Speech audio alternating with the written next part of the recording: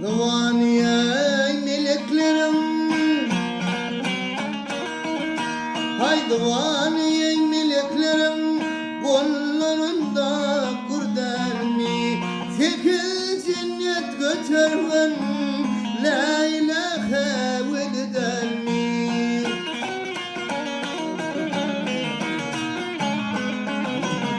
Hay bilmeye geçer akmaklık, bilmeye geçer akmaklık, kayıvsa çekmeklik, gözyaşın dökmeklik, hadi hakka arz ermi. Yani ay gözyaşın dökmeklik, kadir hakka arz ermi.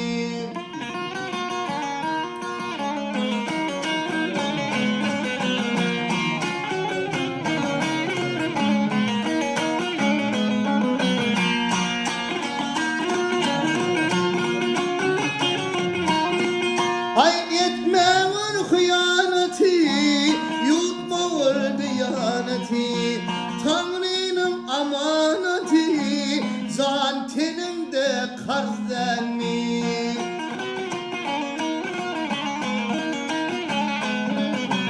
Ay Tanrı'nın amaneti, zantenin de karzenmi.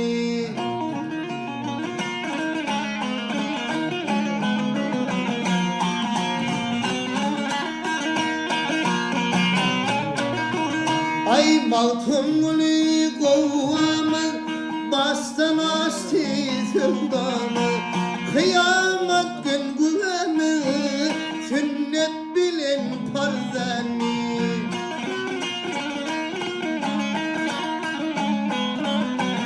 Ay kıyamet gün güvemi, sünnet bilin parzenmi, kadir hakka arzenmi, zantinim de yıkar dermi.